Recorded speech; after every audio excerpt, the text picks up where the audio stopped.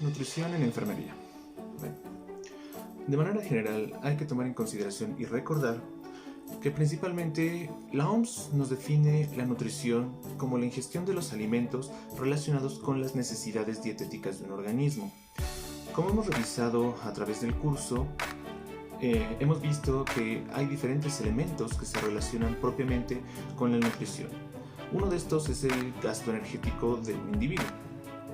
Recordemos que el gasto energético va a estar constituido por diferentes elementos, desde lo que es el gasto energético basal, el efecto termogénico de los alimentos, la actividad física, los factores de estrés y las condiciones especiales. ¿Vale? En cuestión del gasto energético basal puede ser determinado por diferentes formas. La forma más viable, o en este caso la que sería catalogada como el gold standard para determinar un gasto calórico, es a través de una calorimetría, que sabemos que es un método que relaciona el consumo de oxígeno del organismo con su consecuente producción de CO2 y también la generación de calor. Esto es lo que nos va a determinar por medio de la calorimetría un valor, el cual representaría la cantidad de calorías que mi organismo requiere con base en los factores previamente mencionados. Pero, desafortunadamente, una calorimetría resulta bastante costosa para ciertas personas o en ciertas cuestiones, al menos en el aspecto tanto hospitalario como en el aspecto privado, ¿sí? Normalmente utilizaríamos la calorimetría ya sea en instituciones que se enfoquen más a lo que es la nutrición deportiva, o en algunos casos también se utiliza para cuestiones de investigación.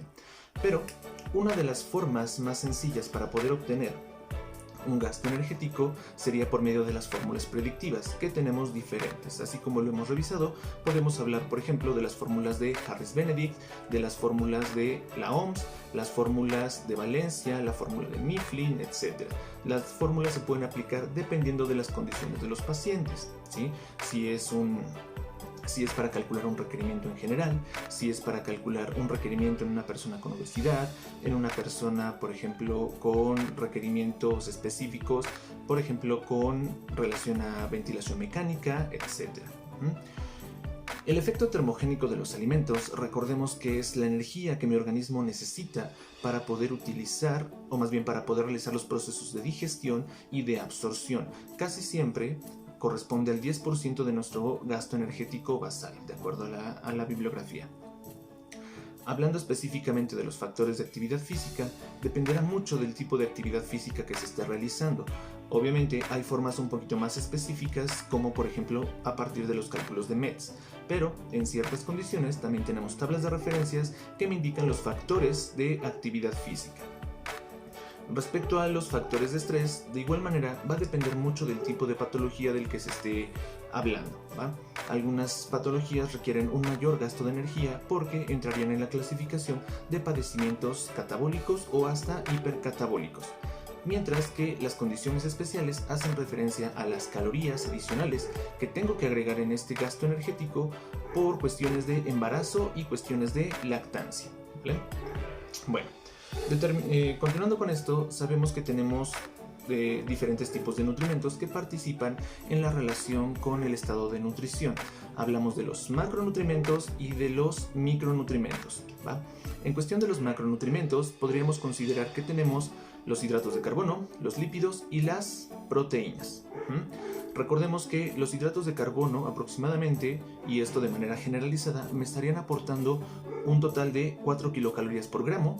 En el caso de las proteínas también son 4 kilocalorías por gramo, y en el caso de los lípidos me estarían aportando 9 kilocalorías por gramo.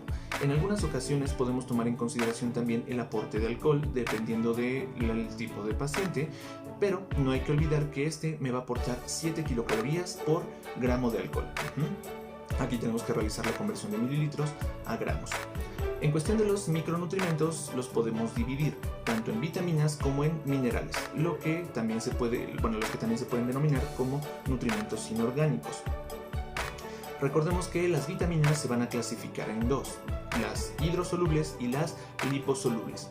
Las hidrosolubles son aquellas vitaminas que, como su nombre lo dice, son solubles en agua y hasta ahorita, dentro de todas, no hay reportadas grados de toxicidad por el consumo, por su misma composición, que pueden ser eliminadas por medio de la orina.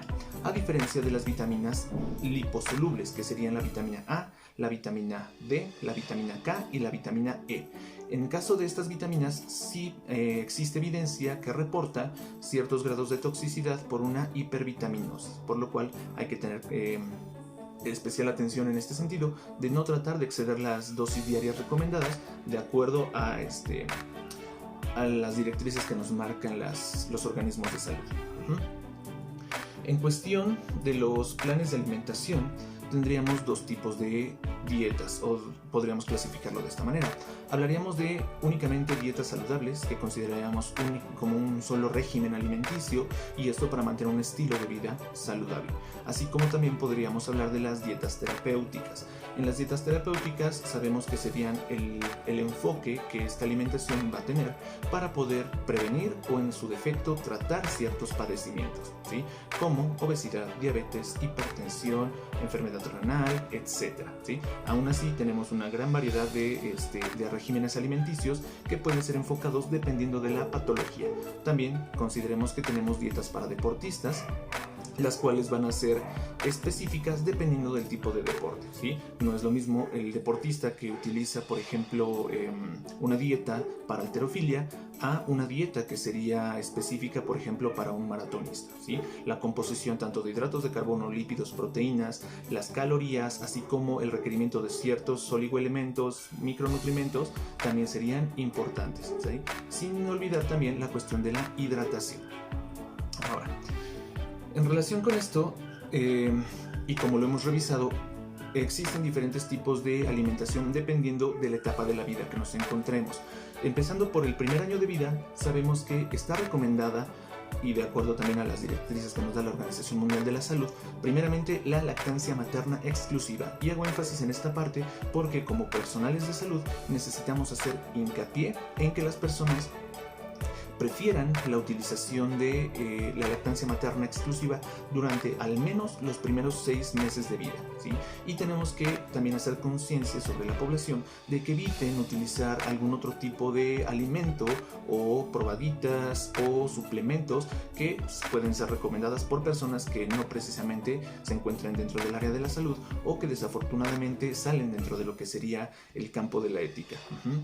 Entonces, dentro de los primeros 6 meses de vida, tenemos que considerar lactancia materna exclusiva, a menos que la madre tenga ciertas características o ciertas condiciones que contraindiquen la utilización de la lactancia, ¿sí? Como por ejemplo, infecciones por VIH, consumo de ciertos medicamentos, siempre y cuando el medicamento, genere un mayor beneficio en el caso de la madre, o algún otro trastorno, por ejemplo, morfológico dentro de las mamás, que imposibilite la producción o la liberación correcta de la leche materna. Consecuentemente, después de los 6 meses entraríamos dentro de lo que es el esquema de ablactación, que así como lo hemos revisado, sabemos que los alimentos deben de ir progresando tanto en tipo de alimento como en consistencia, ¿sí? De aquí hasta al menos el primer año de vida. Y algo importante que tenemos que recordar es evitar los alimentos que puedan generar o desarrollar una alergia alimentaria dentro del primer año de vida, entre los 6 meses y los 12 meses. Dentro de estos, encontramos algunos cítricos, mariscos, por ejemplo también algunas semillas, ¿sí? Que posteriormente y desafortunadamente son las causantes del desarrollo de algunas alergias alimentarias. Dentro de la nutrición del preescolar también debemos de recordar que el aporte de calorías también tiene que ser sustancial y directamente proporcional con la cantidad de energía que gasta un niño en edad preescolar, siendo, o más bien teniendo un aporte adecuado tanto de hidratos de carbono, lípidos, proteínas, y de esta manera continuar hasta llegar a lo que es la edad escolar. Todo con el objetivo de asegurar un adecuado crecimiento dentro del desarrollo del infante. Y continuamos de esta manera hasta llegar a la adolescencia, cuando presentaríamos el segundo brote de crecimiento, que es en este punto donde tanto la actividad física del sujeto como el aporte de calorías debe de ir en aumento, y esto relacionado directamente con la cantidad de energía que este adolescente necesitaría para generar un adecuado crecimiento y la transición correcta de la etapa de la adolescencia a la adultez. Entrando al adulto en plenitud, recordemos que también el aporte de calorías, de hidratos, lípidos, proteínas y micronutrientes dependería de las condiciones en las cuales se encuentre esta persona, ¿sale? Tenemos que recordar que tenemos factores como el estado de salud en general, la actividad física, así como alguna enfermedad que haya podido desarrollar o que en dado caso no se haya presentado. Estos factores son los que tomaremos en consideración al momento de realizar un plan dietoterapéutico o simple y sencillamente una modificación de estilos de vida. Llegando al adulto mayor, entonces estaríamos considerando que normalmente el aporte de calorías suele ser un poquito menor. En cuestión de proteínas también se reducen, los hidratos de carbono se mantienen en una concentración moderada de acuerdo a lo que nos marcan las guías, ¿sí? Asimismo con los lípidos, ¿sí? Pero también hay que tomar en consideración las patologías que puedan llegar a presentar, sabiendo que para esta etapa de la vida, normalmente los adultos mayores, para el punto en el que nos encontramos, ¿sí? A pleno siglo XXI, se empiezan a presentar una mayor incidencia de enfermedades crónico-degenerativas.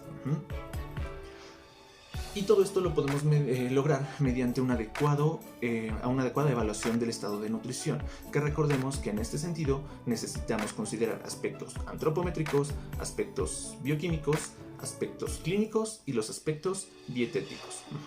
En este sentido, tenemos que recordar que la antropometría son las mediciones de todos los diferentes segmentos corporales utilizando diferentes instrumentos, desde las básculas, los estadímetros, los plicómetros, las cintas métricas, los antropómetros, ¿sí? Todo esto para poder obtener una correcta composición corporal y poder obtener un diagnóstico relacionado con la misma composición del cuerpo.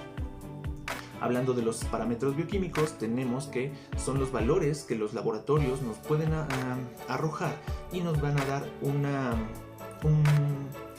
referencia de cómo se encuentra mi organismo en el aspecto metabólico. Muy importante que podamos interpretar los valores. En cuestión del aspecto clínico, tenemos que tomar en consideración que es el momento donde se realiza tanto parte de la historia clínica, así como la exploración física y la toma de signos vitales, ¿sí? Las cuales vamos a relacionar con los aspectos bioquímicos, así como los antropométricos, para poder correlacionar los padecimientos que el paciente puede estar presentando. Y finalmente llegamos a la evaluación dietética, en la cual el paciente nos puede dar información al respecto de cómo se encuentra en relación a sus hábitos alimenticios.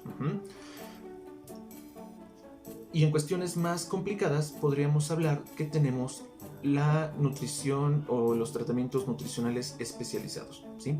Que estaríamos hablando de la nutrición enteral y nutrición parenteral, que esto es meramente hospitalario, aunque también se puede hacer de manera ambulatoria.